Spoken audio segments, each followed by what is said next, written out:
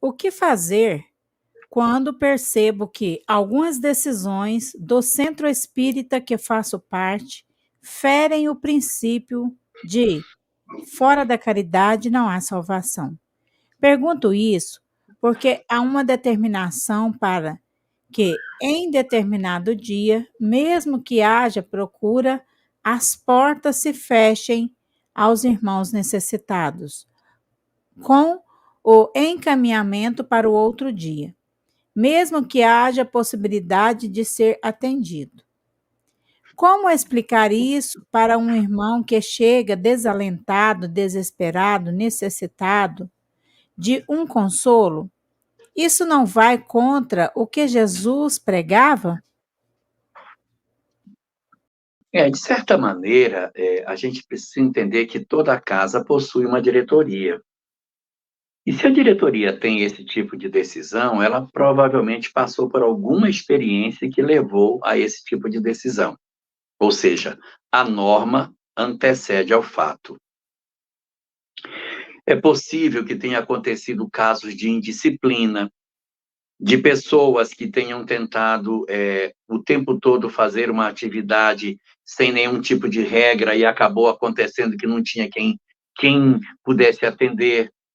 E, em função desses desconfortos que acontecem na tarefa com esse tipo de perfil, a diretoria pode ter tomado uma decisão de frear as coisas, exatamente para que não acontecesse a reincidência de fatos que pareceriam ser uma desorganização.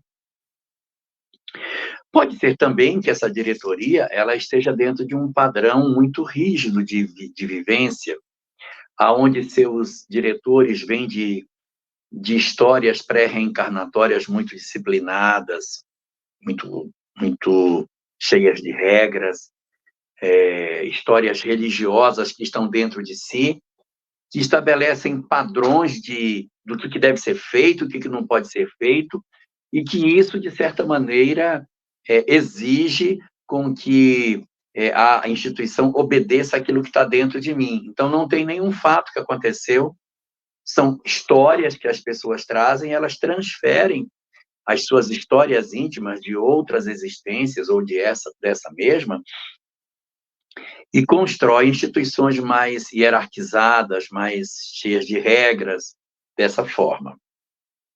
Independente da maneira pela qual esse processo tenha surgido, a casa tem uma diretoria, e ela precisa ser respeitada. A gente não entra em rota de colisão com diretoria de instituição. A gente não faz motim, não faz revolução. Nós não nos colocamos de maneira a ser oposição dentro de uma instituição espírita. Na minha experiência de mais de 4 décadas como espírita, eu não conheço um só caso de casa onde houve briga e que a casa ficou de pé.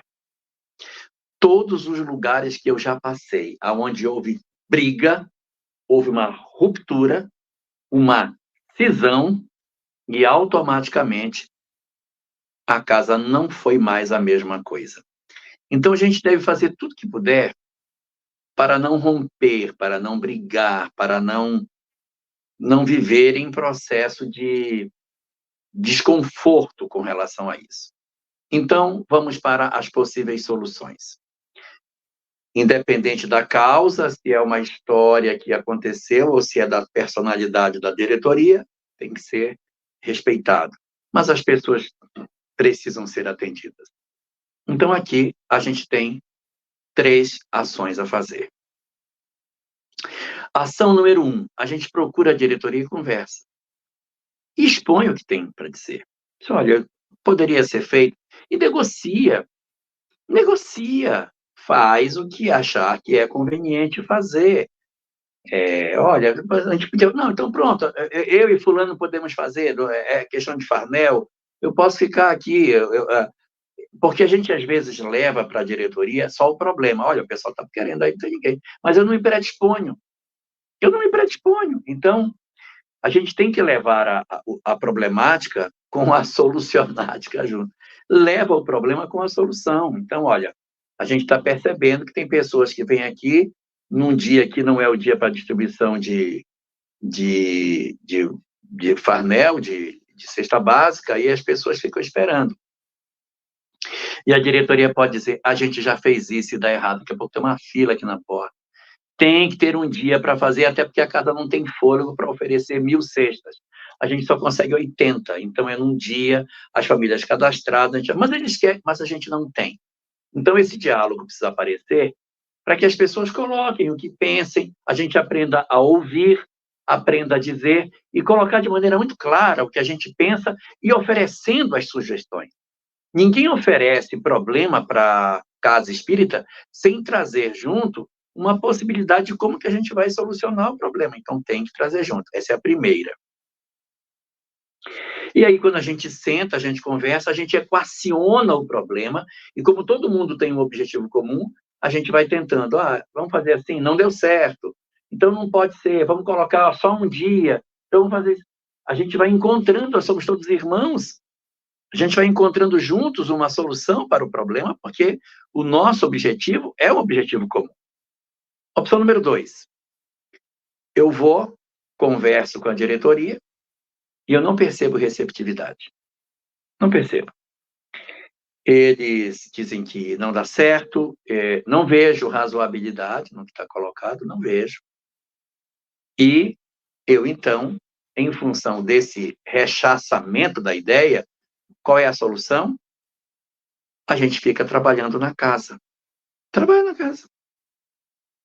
Mas os pobres, os dirigentes não serão eternos. A gente permanece, porque se a gente se retirar da casa, você está condenando a casa a ficar mais tempo do mesmo jeito. Então, tá bom, não é para fazer, né? Então, ninguém vai fazer. Tá bom, ficar por aqui. E a gente fica sem conspirar, sem murmurar, sem reclamar, sem ficar de burburinho pelos cantinhos. Olha só que absurdo.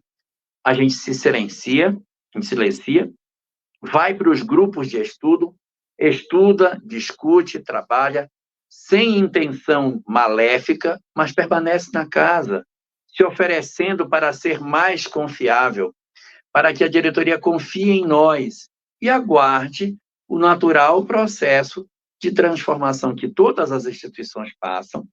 E na medida em que a gente está ali trabalhando e ganhando naturalmente um pouco mais de visibilidade, as nossas ideias passarão a ser, de repente, mais ouvidas.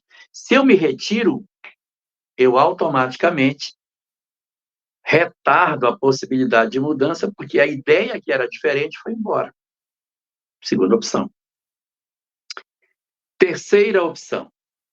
Nessa segunda opção, você diz assim, mas eu queria ajudar. Você pode participar de uma outra casa também. Você participa dessa, participa de outra, participa de duas. Vai numa, aonde você permanece para ajudar, e na outra, aonde tem o trabalho que você gostaria que tivesse. Assistência? Então, aonde tem um trabalho bom de assistência? Eu vou lá. Até para eu ver como é que é, para eu perceber como é que é, para eu sentir, experienciar, e quem sabe um dia trazer isso para a instituição aonde eu hoje estou atuando de maneira mais efetiva. Fica nas duas instituições.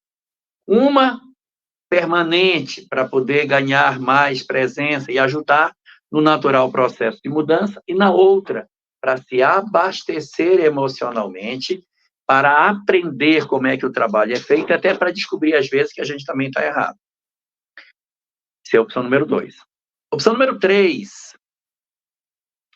Você deu a sugestão não foi aceita, você entrou em rota de colisão com a diretoria, e a diretoria disse para você que você tem que ir embora de lá porque você está incomodando. Aí o que você faz? Você sai.